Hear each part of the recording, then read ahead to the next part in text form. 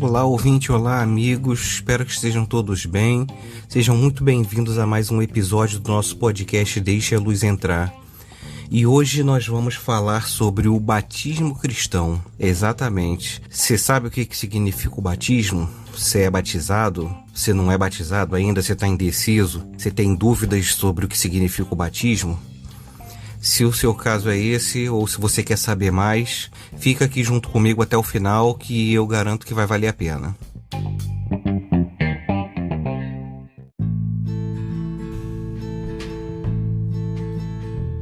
Bom, para começar eu queria ler com vocês o texto que está no capítulo 28 do Evangelho de Mateus, no versículo 19, que é quando Jesus dá a ordem aos discípulos para pregar o Evangelho e onde é ordenado também que se batize as pessoas. Portanto, vão e façam discípulos de todas as nações, batizando-os em nome do Pai e do Filho e do Espírito Santo. Então, esse texto, a gente vê que fica bem claro que é uma ordenança do próprio Jesus. Ele diz para os discípulos, aqueles que iriam pregar o evangelho depois dele, para irem por aí fazendo discípulos e batizando as pessoas em nome do Pai, do Filho e do Espírito Santo. E assim tem sido feito desde essa época pela igreja. Porém, nesses 2000 anos aproximadamente de cristianismo, como muitas coisas e como em muitos assuntos, acabam tendo algumas divergências e algumas coisas que alguns segmentos fazem ou praticam de uma forma diferente, ou alguns entendimentos diferenciados. Eu vou falar um pouquinho a respeito dessas questões, mas eu não vou me prender muito a isso, porque eu quero mesmo falar sobre os significados, né? Os benefícios, as bênçãos associadas ao batismo, o que está associado ao ritual, ao sacramento, ao ato de se batizar em si. Mas vamos tratar primeiro desses assuntos.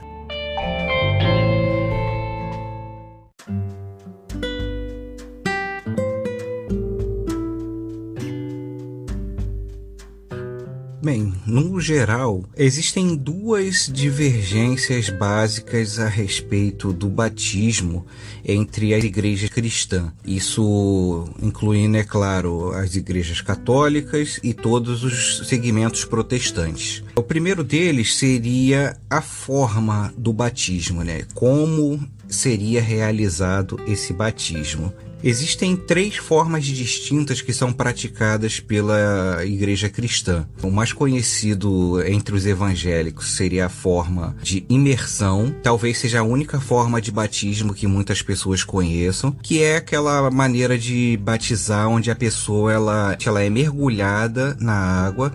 Geralmente isso é feito em uma piscina ou um tanque batismal, ou até em rios ou em lugares onde tem água natural. Outra forma que também é praticada por algumas igrejas é a aspersão, que seria uma forma como se borrifar água. Para dar um exemplo bíblico, era muito praticada em rituais do Antigo Testamento, onde o sacerdote pegava uma espécie de esponja, umedecia com o líquido que fosse ser usado naquele ritual e ele aspergia o líquido que estava naquela esponja, ele jogava no objeto ou na pessoa que seria aspergida.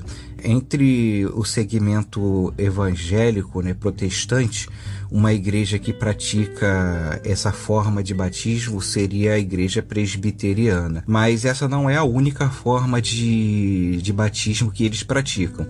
A terceira forma de batismo que também existe é a efusão. O que seria a efusão? É aquele ato de você pegar uma quantidade de água ou com as mãos ou com algum recipiente e jogar sobre a cabeça da pessoa. Basta jogar um pouco de água sobre a cabeça da pessoa e, é claro, todas as outras coisas envolvidas de acordo com o segmento do cristianismo, né? A forma como é realizada. Mas eu estou tratando a respeito só da parte da água em si, né? Quem costuma realizar esse tipo de batismo batismo, para quem é católico, deve estar acostumado já, porque o batismo é realizado normalmente dessa forma, principalmente nas crianças, né? A gente pega o bebê, né, e joga água na cabeça da criança, aí realizando o batismo dessa forma. Bom, entre essas três formas, curiosamente, tem um texto antigo, aproximadamente entre o primeiro e o segundo século, que é conhecido como Didaquê, que fala sobre o batismo, e é interessante que esse texto, né, a Didaquê, é como se fosse um manual, são várias instruções a respeito do cristianismo para novos convertidos. E tem uma coisa interessante que fala sobre o batismo. Eu vou ler aqui para vocês entenderem. Agora, sobre o batismo, esta é a maneira de batizar. Deem instruções em público sobre todos estes pontos e depois batizem em água corrente em nome do Pai, do Filho e do Espírito Santo. Se vocês não dispuserem de água corrente, batizem com alguma outra água. Se não dispuserem de água fria, usem água quente. Se não dispuserem nem de uma nem de outra, então derrame água 3 vezes na cabeça do batizando, em nome do Pai, do Filho e do Espírito Santo. Esse documento, ele, de certa forma, ele diz que assim, o mais importante em si é o batismo e também o que vem antes, que ele fala da parte das instruções, né, de dar instruções em público sobre os pontos principais, né, do cristianismo. A pessoa ela precisa ser instruída, né, antes de se batizar, para que ele tenha certeza daquele ato que ele está fazendo. Outro ponto divergente na questão do batismo é a respeito de quem pode ser batizado. Existem basicamente 2 grupos. Seria um grupo somente de adultos. Quando eu falo adultos, eu digo pessoas assim que já têm uma certa maturidade para decidir se batizar, ou certo entendimento, ou a capacidade de crer, de manifestar sua fé. E existe aquele segmento que batiza adultos e crianças, que de uma forma geral são as igrejas católicas e as igrejas presbiterianas. Existem alguns outros grupos protestantes que também permitem o batismo infantil, mas fica a critério dos pais. Mas de uma forma geral, eles batizam as pessoas que manifestam a fé. E também tem aquele segmento que, ao invés de batizar as crianças, fazem aquela dedicação, né, ou a apresentação das crianças. Assim, de uma forma geral, assim, sem entrar em muitos detalhes dos motivos que cada segmento apresenta para realizar ou não o batismo infantil, até porque, como eu disse, eu não vou me ater muito a isso. O que eu queria deixar assim, nesse ponto sobre as crianças é que, seja batizada ou seja dedicada ao Senhor a criança, de nada adianta se os pais não orientarem a criança a continuar seguindo os caminhos do Senhor, os caminhos com os princípios cristãos, bíblicos, porque é exatamente isso, tanto para quem batiza, tanto as igrejas que batizam como as igrejas que não batizam crianças e só fazem a dedicação, existe o compromisso que os pais fazem para manter as crianças no caminho do Senhor. Para quem não sabe, esse é o significado dos padrinhos na tradição católica. Os padrinhos, eles são aquelas pessoas que, caso os pais falhem na tarefa de guiar a criança no caminho do Senhor, os padrinhos são aqueles que fariam isso, dariam a instrução necessária para que aquela criança continuasse nos caminhos cristãos, que se tornasse um adulto cristão. E na dedicação das crianças, essa tarefa fica com os pais. Então, de uma forma ou de outra, seja a criança batizada ou somente dedicada, é necessário, o primordial mesmo é que os pais continuem dando essa orientação para que a criança se torne um adulto cristão, para que a criança siga o caminho.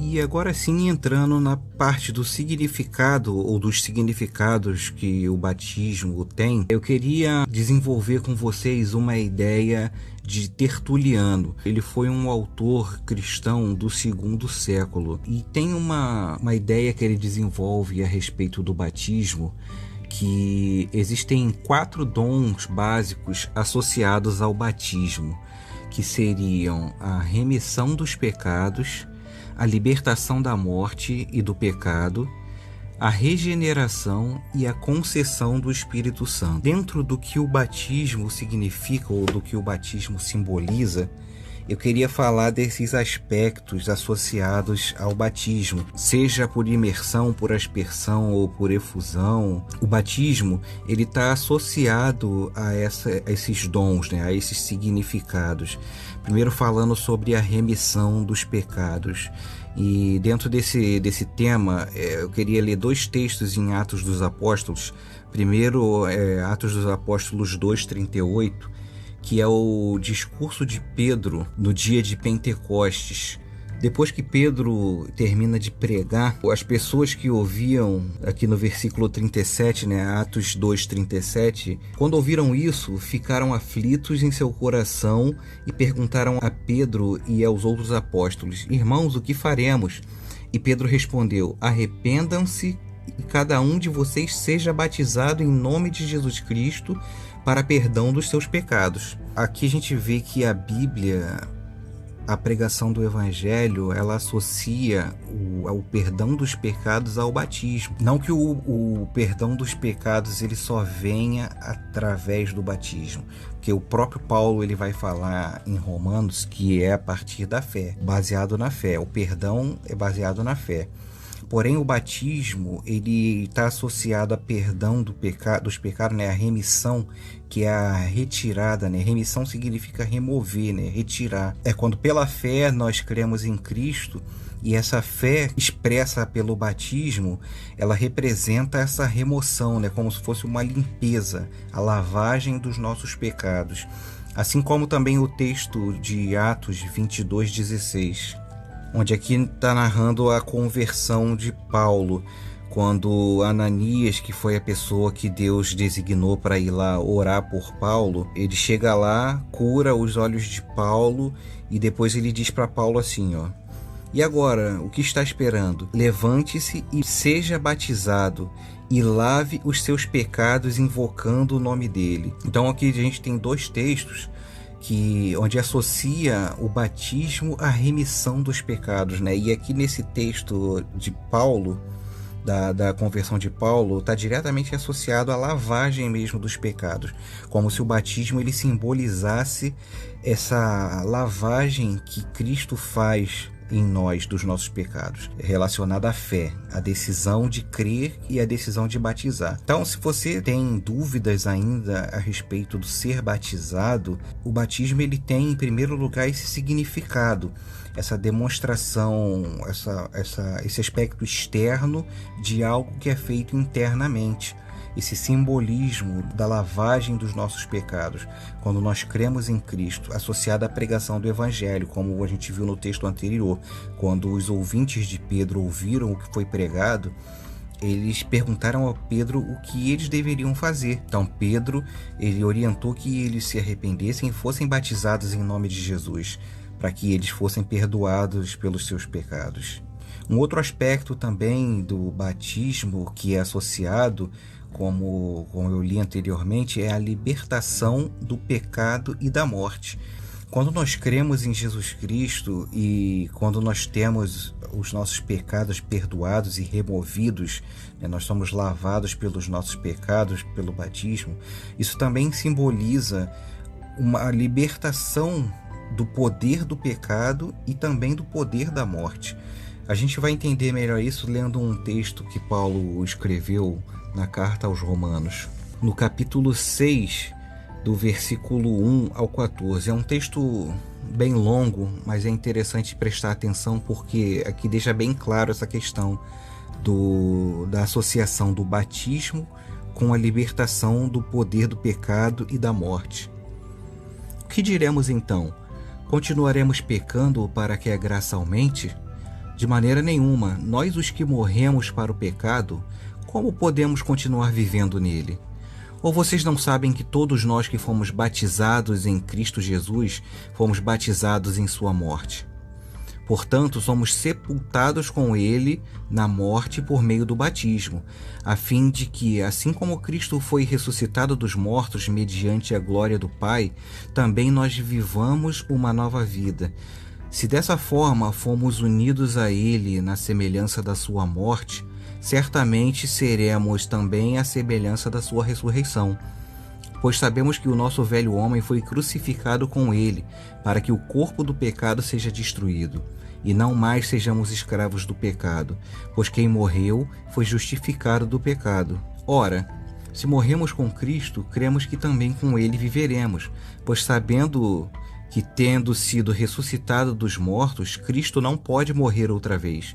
A morte não tem mais domínio sobre ele, porque morrendo, ele morreu para o pecado de uma vez por todas, mas vivendo, vive para Deus.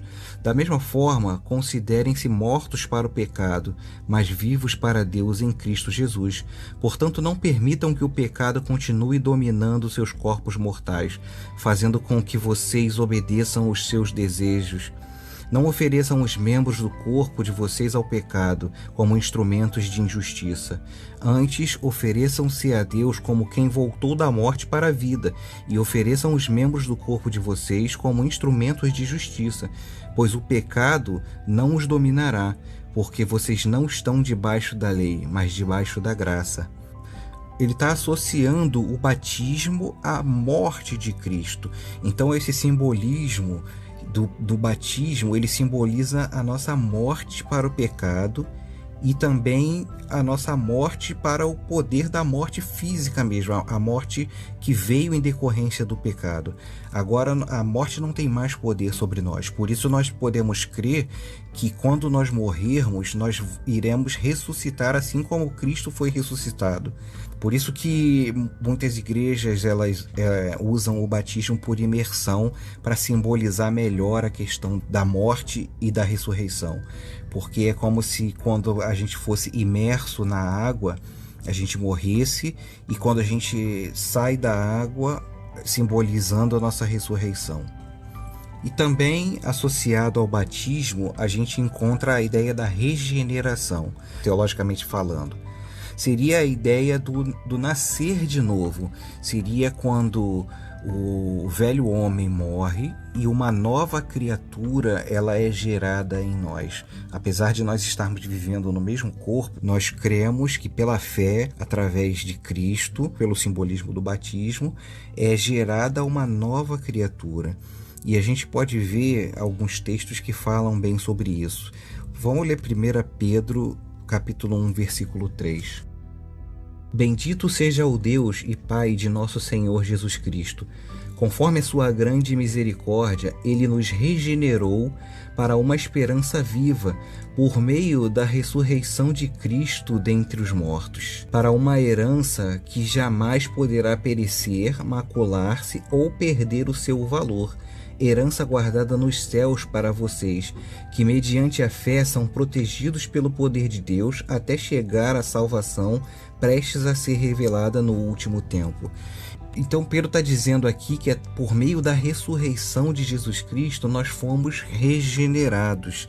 É como se o batismo ele simbolizasse essa regeneração, o batismo estivesse associado a isso através da fé. Então nós cremos que quando nós optamos pelo batismo, como a gente ouviu lá, citando novamente aquele texto de Atos dos Apóstolos, quando Pedro prega no dia de Pentecostes, e a gente crê que no batismo é gerada uma nova criatura, não através da água, mas através do poder de Deus que é simbolizado ali no batismo, é feita essa regeneração, simbolizando a ressurreição que ocorrerá no último dia. Outro texto também que fala sobre isso é João, capítulo 3, versículos do 3 ao 5, onde Jesus está conversando com Nicodemos. Em resposta, Jesus declarou: Digo-lhe a verdade, ninguém pode ver o reino de Deus se não nascer de novo. E perguntou Nicodemos: Como alguém pode nascer sendo velho? É claro que não pode entrar pela segunda vez no ventre de sua mãe e renascer. Respondeu Jesus: Digo-lhe a verdade, ninguém pode entrar no reino de Deus se não nascer da água e do Espírito. Jesus está falando aqui para Nicodemos que esse novo nascimento, ele não é um nascimento literal, como Nicodemos parece querer dizer aqui, né? De voltar para o ventre da mãe e nascer novamente. Aqui é um novo nascimento espiritual, é um novo nascimento através da água e do Espírito. E aí muitos interpretam esse nascer da água como a representação do batismo, como símbolo de fé, como símbolo do novo nascimento pela fé. Outro texto que também foi escrito por João, só que na sua carta, né, primeira carta de João, capítulo 3, versículo 9. Todo aquele que é nascido de Deus não pratica o pecado, porque a semente de Deus permanece nele. Ele não pode estar no pecado, porque é nascido de Deus. O que ele está falando aqui? Será que ele diz que se eu fui regenerado, né, que eu nasci de Deus, eu nunca mais vou pecar? Não é isso. Ele está falando aqui da prática do pecado. Eu não devo mais viver na prática do pecado. Até porque, como eu falei no tópico anterior, o batismo ele simboliza a libertação do pecado e da morte. Quando nós somos batizados em Cristo, na morte de Cristo, nós também morremos para o pecado. Então o pecado ele não tem mais poder sobre nós. Nós cometemos deslizes muitas vezes, pelo menos essa é a expectativa. A expectativa é que o pecado seja um acidente e não uma prática. Porque o cristão que nasceu de novo, ele não deve viver na prática dos mesmos pecados. Ele deve identificar aqueles pecados que ele pratica e buscar em Deus que ele seja realmente liberto daquilo. Porque a palavra de Deus diz que Jesus ele tem poder para nos libertar do pecado.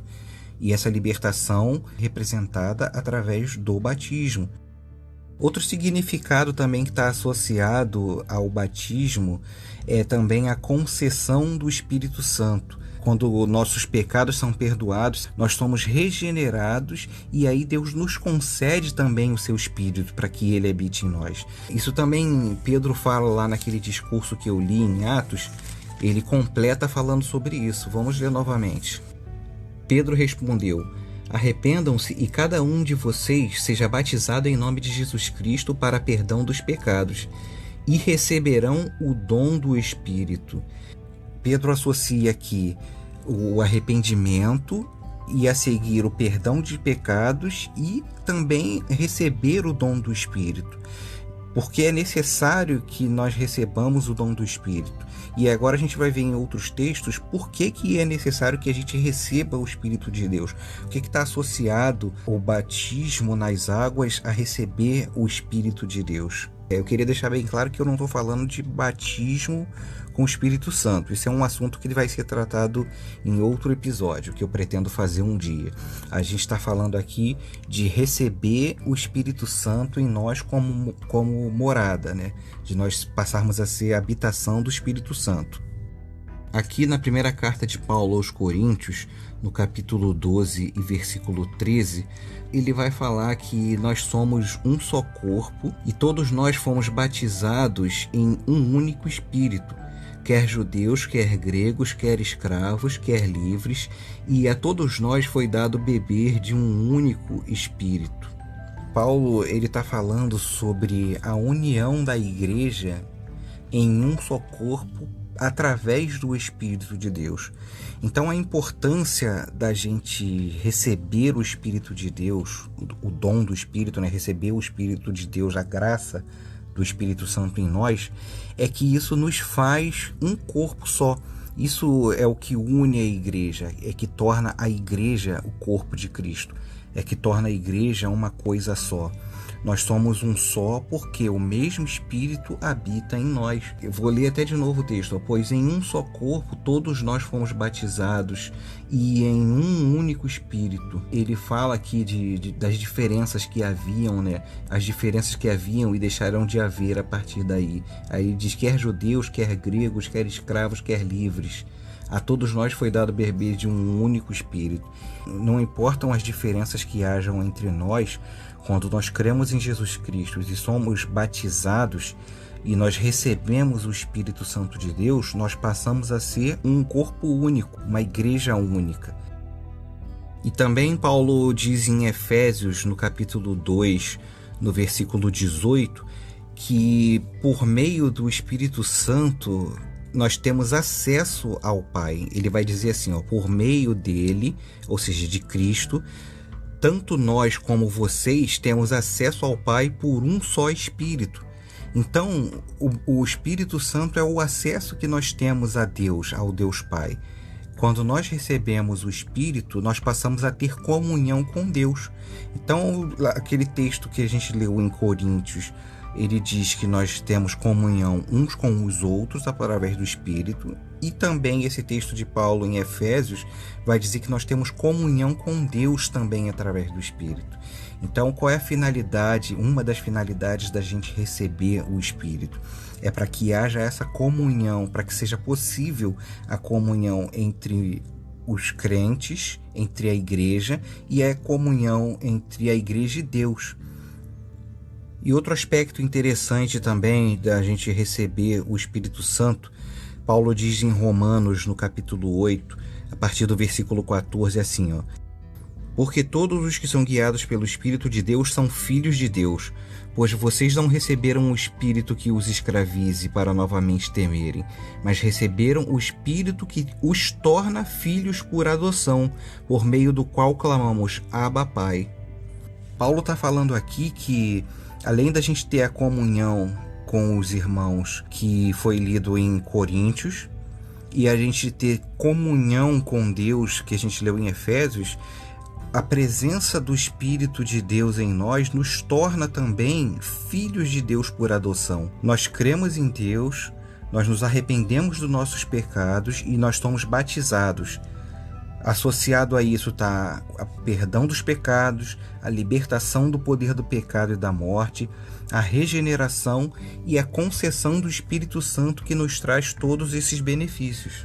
Diante disso tudo, eu queria falar duas coisas. Primeiro, para quem ainda não se decidiu a respeito do batismo, para quem ainda tem alguma dúvida, seja lá qual for o motivo da sua dúvida, eu queria fazer um apelo que você reconsidere, que você pense nos benefícios que essa decisão ela traz. Não que o batismo em si tenha o poder de fazer essas coisas que eu falei aqui, mas na verdade é a fé em Cristo e a decisão de tornar isso público através do batismo é que tem o poder de fazer isso tudo. Se você ainda não se decidiu pelo batismo, talvez você esteja precisando de alguma orientação a respeito do Evangelho em si. Busque essa orientação.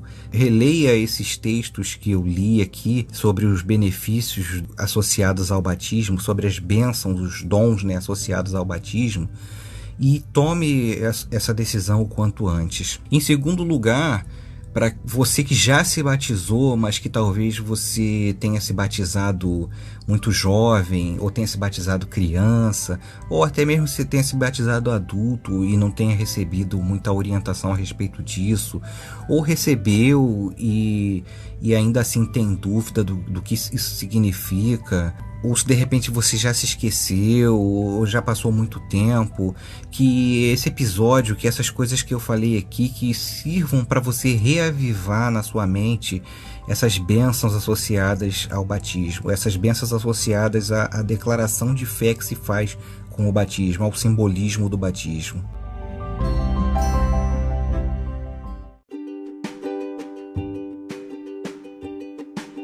E esse foi o episódio de hoje, pessoal. Espero que vocês tenham gostado. Eu espero que tenha sido edificante para você, para sua fé. E espero que vocês fiquem bem, fiquem em paz. E nos vemos no próximo episódio. Deixa a luz entrar.